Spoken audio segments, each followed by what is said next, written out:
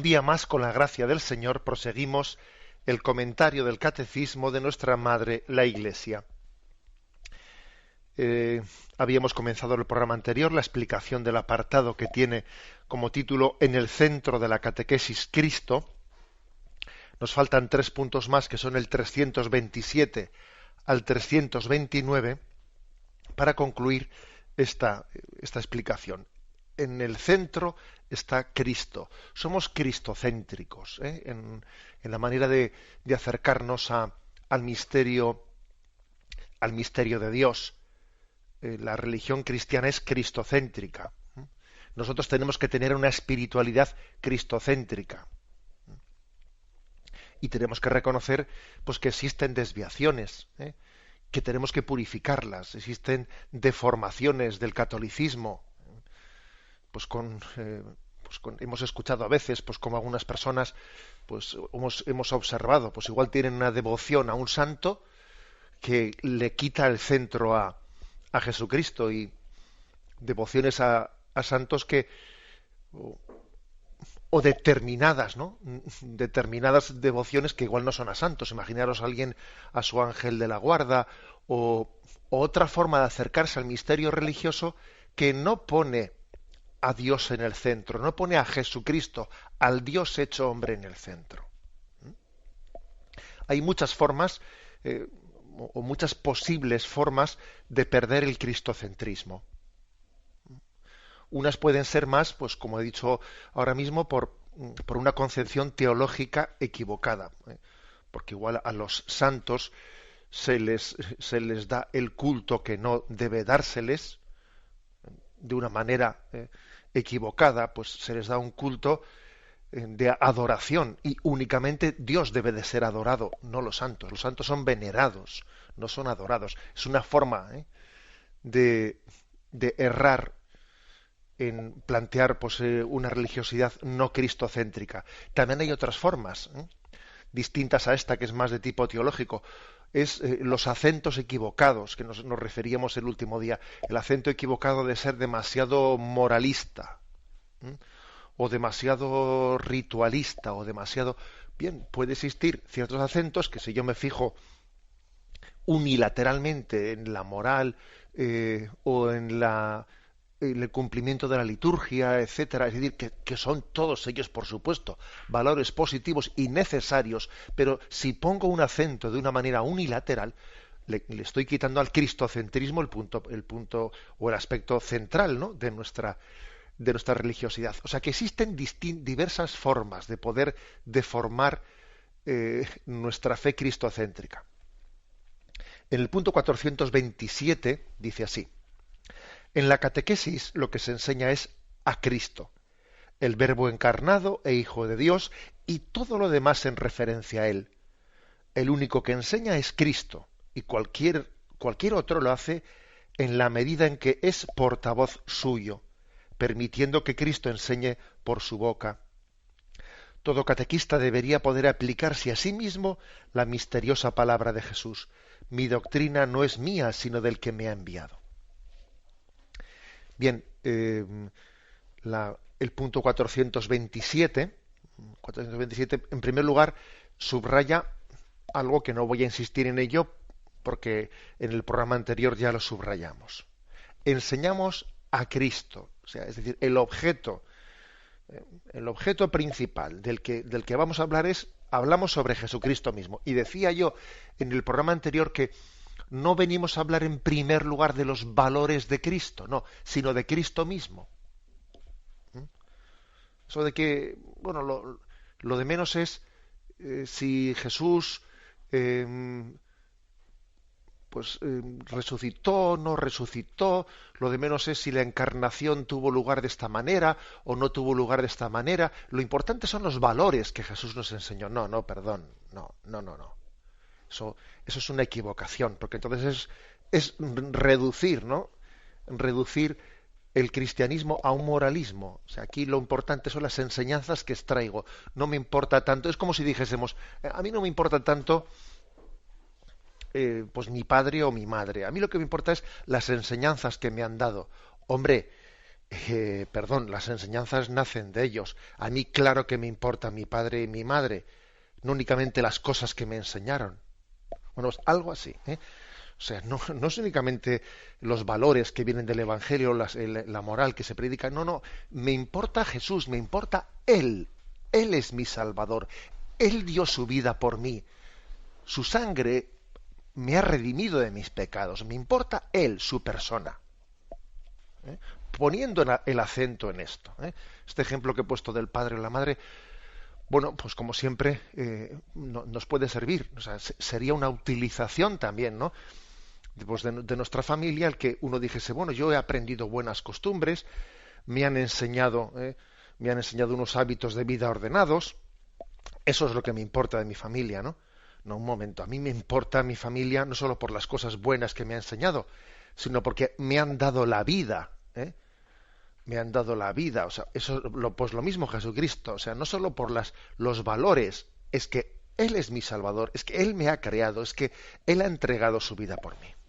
Bueno, este es el primer aspecto, no insisto más en él porque ya el programa anterior, como digo, lo dijimos. Y dice, y todo lo demás en referencia a él. Bueno, pues la moral en referencia a él. Y por ejemplo, el catecismo titula la moral Vivir en Cristo. Y los sacramentos también en referencia a Cristo. Celebrar a Cristo, así titula el catecismo la parte de la liturgia y de los sacramentos. Celebrar a Cristo. La moral, vivir en Cristo. O sea, todo referido a Él. No desconectado de Él. Que a veces, bueno, es verdad que cuando explicamos la teología, claro, tenemos que hacer secciones, ¿no? Inevitablemente, porque uno dice, a ver, me voy a apuntar a clase de moral, me voy a apuntar a clase de liturgia, me voy a apuntar a clase... Bien, de acuerdo, es inevitable que después el misterio de Dios pues tengamos que clasificarlo, etcétera. Pero sería un error pensar que yo me puedo acercar al misterio de Dios desconectando las cosas, que no, que aunque expliquemos por partes las cosas, todas están unidas a Cristo. Es más, si las desconectamos de Cristo, es como si partimos una rama del árbol, es que se seca. Es que se seca, ¿no? Por eso es muy importante, a la hora de explicar la fe, explicarla como interconectada, o sea, que todos los misterios de fe están en conexión unos con otros. Bien, sigue adelante este punto y dice, el único que enseña es Cristo, o sea, no solo enseñamos a Cristo, no solo Él es el objeto de nuestra catequesis, no, vamos más allá todavía, no solo es el objeto de nuestra catequesis, es que es el sujeto, o sea, Él es el catequista. Dice, el único que enseña es Cristo, y cualquier otro lo hace en la medida en que es portavoz suyo, permitiendo que Cristo enseñe por su boca. Esto es importante, y me parece que esto a veces yo creo que lo tenemos bastante en el olvido. Así como, por ejemplo, con el tema de los sacramentos, quizás esto, no sé, me parece que lo solemos tener más presente, pues cuando un sacerdote celebra, él tiene conciencia de que actúa en persona Christi, ¿no? Actúa en nombre de Cristo y, por ejemplo, dice, yo te perdono tus pecados. Hombre, obviamente no es José Ignacio, no es Manuel, no es José Antonio el que perdona, es Cristo el que a través tuyo perdona los pecados, pero la acción es suya, es de Cristo, el Cristo glorioso que está en el cielo y Él actúa a través de un intermediario. O, por ejemplo, cuando el sacerdote dice, esto es mi cuerpo que se entrega por vosotros. Está claro que no es tu cuerpo personal, es el de Cristo. Y tú te atreves, por mandato suyo, te atreves a utilizar la primera persona, como si Cristo se hubiese adueñado de ti y tus manos fuesen las suyas en la última cena, cogiendo el pan y pronunciando esas palabras. Es decir, que en la celebración de los sacramentos tenemos muy claro pues cómo es Cristo el que actúa en los sacramentos. Bueno, pues eso mismo se puede decir, no únicamente de la celebración de los sacramentos, también de la predicación, de la catequesis. En la catequesis también se puede decir eso. Yo soy consciente de que pues ahora estarán escuchando seguro pues muchos catequistas, y bueno, pues igual parece como que nos cuesta más aplicarnos a los catequistas esto que decimos del que celebra el sacramento. Pero debemos de decirlo también. Fijaros que aquí el catecismo lo dice, o sea, que el que enseña es Cristo, que tú eres portavoz suyo, que lo que tienes que hacer es permitirle a Cristo que enseñe por tu boca, permitirle a Cristo que Él se sirva de nosotros para hablar a los demás. Y esto no son solo palabras hermosas, palabras bonitas, no, o sea, Cristo quiere que sea una realidad. Un buen catequista, pues es aquel, fijaros bien, no es aquel que tiene muchas cualidades personales, y como tengo muchas cualidades personales, no sé, tengo, pues me convierto yo en el protagonista. Mira qué bien distrae a los niños, mira que, o a los adultos, ¿no? Un catequista no se equivocaría, pues no, mira, es que es una persona que tiene muchos recursos y los distrae muy bien, los niños no se aburren, entonces que eso no es ser un buen catequista. Un buen catequista es aquel en cuya palabra, en cuya vida, en cuyas actitudes, pues los catequizados, sean niños, sean adolescentes, sean adultos, en cuya palabra y vida pues percibimos a Jesús. No a alguien, pues mira, que resulta simpático, no a alguien que tal. Con esto no quiero decir que haya que ser antipáticos, no, lógicamente también la simpatía pues se reflejará a Jesucristo, pero que es muy importante entender que la forma de ser catequista, o sea, que la condición necesaria para ser catequista es transparentar a Cristo, o sea, transparentarle. Que tú estorbes lo menos posible. Aquí cuando se predica, de lo que se trata es de estorbar lo menos posible. Mire usted. Aquello que decía San Francisco de Asís, que a mí me gusta predicar el Evangelio sin glosa. Sin glosa quería decir él, no me metas muchas palabras tuyas, porque el Evangelio es muy clarito, ¿no? Es muy clarito y a ver si por hacer muchas explicaciones nuestras resulta que al final, más que explicarlo, lo vamos a confundir, lo vamos a ocultar. O sea, a esto me refiero, o sea, que el catequista de lo que se trata es de que sea transparente, de que remita a Jesucristo, que sea transparente. El profeta, y digo profeta porque el ministerio de la catequesis es el ministerio profético que todos los cristianos tienen por el bautismo, aunque algunos por el sacramento del orden pues hayamos recibido una llamada especial a ejercer ese ministerio de la palabra. Pero ojo, que todos los cristianos, todos los bautizados lo tienen como algo inherente al bautismo. Luego es verdad que a algunos se les da el llamamiento de la Iglesia a ser catequistas, etcétera, pero que lo tenemos todos insertado en el bautismo, ¿no?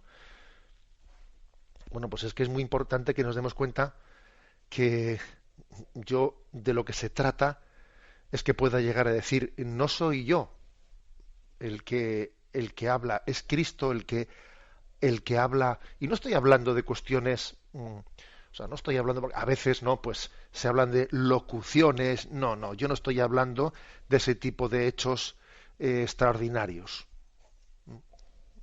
Que si un vidente, que alguien habla, no estoy hablando de eso, estoy hablando de que los santos, cuando han hecho cercana la figura de Jesucristo. De lo que se trata es de ser dóciles para que Cristo pueda hablar a través tuyo. Ser dóciles, que tú pongas tus cualidades al servicio de, pero que sean cualidades que sean como una ayuda para Cristo, pero que no estorben, que no estorben, porque a veces nosotros, cuando ponemos nuestras cualidades en teoría al servicio de la predicación, podemos hacerlo de una manera que sea excesiva, o sea, que haya demasiado protagonismo, y eso al final acaba estorbando. Acaba estorbando. Cuando, por ejemplo, pues podemos tener demasiada preocupación en que nuestro discurso sea perfecto, en nuestro discurso, Sí, hay que intentar hacer bien las cosas, obviamente, no ser chapucero, hacer bien las cosas, pero mm, haciéndonos la pregunta de qué es lo que más ayuda a la gente para escuchar a Cristo.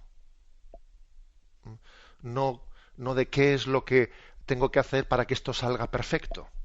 Porque en ese ser perfecto parece que es mi yo, es mi ego, el que quiere, ¿no?, una especie de reconocimiento de los hombres. Bueno, como veis, es un aspecto importante, ¿no?, el que se está. Sigue diciendo, todo catequista debería poder aplicarse a sí mismo la misteriosa palabra de Jesús. Mi doctrina no es mía, sino del que me ha enviado. Que esto es muy seria esta palabra. Mi doctrina no es mía. Qué responsabilidad tan grande el que uno utilice la predicación de la Iglesia para predicar sus propias opiniones al margen de la Iglesia. Oiga usted está cometiendo un pecado muy grave porque está utilizando pues el púlpito que la Iglesia le ha confiado, el ministerio de la palabra o de la catequesis que la Iglesia le ha confiado, o incluso, fijaros, un padre, una madre, que la Iglesia le ha confiado que predique a su hijo, que le enseñe a su hijo el mensaje cristiano, está usurpando ese don que Dios le ha dado de la paternidad y de la maternidad, para que en vez de mostrarle a su hijo el rostro del Dios verdadero en Cristo, pues le predica sus ideas y todos los líos que tiene el padre se los mete al hijo en la cabeza. O sea que esto lo podemos aplicar a todo el mundo, al sacerdote que predica, al catequista, a la catequista, al padre. O sea, es una gran responsabilidad, ¿eh?, el que podamos nosotros, en nombre de Cristo, como profetas, transmitirle lo que no es el mensaje de Cristo. Entonces, nosotros no somos dueños. Tener conciencia de esto es muy importante. Yo no soy dueño. No soy dueño de lo que predico. Se trata de un mensaje recibido, que yo transmito. Es el depósito revelado que la Iglesia recibió de Jesús. Los apóstoles lo han cuidado y lo han transmitido y lo han explicado Yo no soy dueño. Esto es muy importante, no soy dueño. Porque a veces podemos hablar con la conciencia de que si soy yo personalmente el que reinterpreto a mi manera y según mi ideología, ¿no? O sea, yo lo reinterpreto todo y acabo haciendo un cristianismo a mi medida. Y luego voy y se lo explico a los demás, como si yo tuviese derecho a ello, ¿no? Y eso es una usurpación, ¿eh? Es una usurpación. Nosotros somos siervos, no somos dueños. Y en esto creo que hemos tenido muchos ejemplos, ¿no?, a la hora de explicar cómo en la historia de la Iglesia ha tenido una conciencia muy clara de decir, oiga, que yo no soy quien para cambiar esto. A veces a la Iglesia se le dice, ¿por qué la Iglesia no cambia muchas cosas, ¿no?, de su vida, de su predicación? ¿No sería más práctico que se adaptase al momento presente? ¿Que no sería mejor que se subiese al tren de los cambios culturales, ¿no? Igual que los ciudadanos, ¿no?, en cada momento pues eligen un marco político que consideran más adecuado para el momento presente, ¿no? ¿Por qué no puede también la Iglesia cambiar su marco y ser más semejante al resto de la sociedad, ¿no? Y la respuesta es esta que estamos diciendo un momento, ¿no? Tengamos en cuenta que esa adaptación a los signos de los tiempos habrá que hacerla, pero habrá que hacerla sabiendo que nosotros no somos dueños de lo que llevamos entre manos desde hace 20 siglos, sino que somos depositarios de la revelación divina. Y el dueño no tiene problema en cambiar las cosas conforme a su criterio, mientras que la Iglesia tiene como primer cometido custodiar ese depósito que se le ha confiado, ¿no?, para cumplir la misión de transmitirlo. Recuerdo, por ejemplo, como en este programa, no estoy muy seguro si fue hablando de el tema de los sacramentos, pues por ejemplo, ¿no?, se planteó pues una consulta que había llegado a la Congregación para la Doctrina de la Fe del Vaticano, respondiendo a dos preguntas que habían sido formuladas pues por algunos obispos católicos desde una diócesis de Inglaterra. Entonces, la pregunta que se había formulado es que, vamos, por lo visto, en algunas parroquias, pues por su cuenta y riesgo, algunos párrocos que habían cambiado la fórmula del bautismo.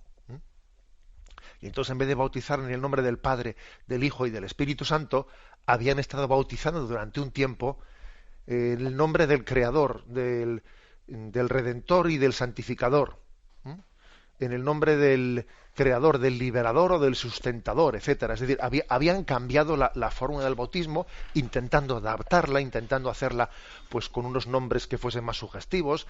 Pues mira, pues le parecería eso de que el nombre del Liberador y el Sustentador, pues no sé, pues podría ser, me imagino que el párroco diría, es que no sé, son nombres que me resultan más atractivos que el Padre, Hijo y el Espíritu Santo. Y entonces le preguntan a la Santa Sede, ¿y qué hacemos? Porque en esta parroquia llevan bautizando así hace 20 años. Este bautizo esos bautizos han sido válidos. Y la Santa Sede respondió, no, no han sido válidos. Y por lo tanto, ¿qué hay que hacer? Y la Santa Sede dice, no, repetirlos. No tenemos nosotros autoridad para decir que esos bautizos que han sido hechos pues de una manera infiel a la forma en la que Jesús nos dijo que bautizásemos, pues vayan a ser válidos. O sea, la Iglesia no se considera capacitada para cambiar la fórmula sacramental que Jesús nos dejó. O sea que, miren ustedes, esos bautizos tendrán que repetirlos. Bueno, este es un caso concreto, ¿no? Un caso histórico que he puesto, pero que es un poco también para comprender el alma de la Iglesia. O sea, comprender el alma de la Iglesia es decir, oiga, nosotros transmitimos a Jesucristo, pero no reinventamos las cosas. ¿Quién soy yo para cambiar las palabras que vienen de Cristo? ¿Quién soy yo para cambiar una tradición que ha nacido de Él?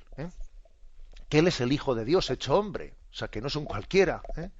Bueno, este es por lo tanto el punto de partida en el que el catecismo se basa para decir, mira, el catequista tiene que ser altavoz de Jesucristo y no intentar él interponerse entre Cristo y aquellos a los que catequiza, no interponerse en medio.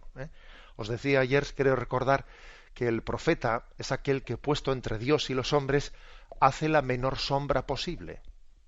La menor sombra posible, mira, que sea transparente. Y que mis palabras, que sea Cristo quien viva en mí. Ya no soy yo quien vivo, es Cristo quien vive en mí. Lo cual quiere decir que es muy importante la santidad. A mayor santidad, mejor catequista. Uno diría, a ver, ¿qué es más importante para ser buen catequista? ¿Ser santo o tener mucha labia? Sin duda alguna, lo primero, ser santo. Mira, puede haber gente que tenga mucha labia y no están predicando a Cristo en absoluto, no son un showman, son yo qué sé, ¿no? O sea, pretenden ellos ser el centro de atracción. Y nosotros también tengamos cuidado, que a veces cuando vamos a una iglesia, o lo que sea, ¿no? O a un auditorio, nos podemos equivocar por una persona que tenga facilidad de expresión.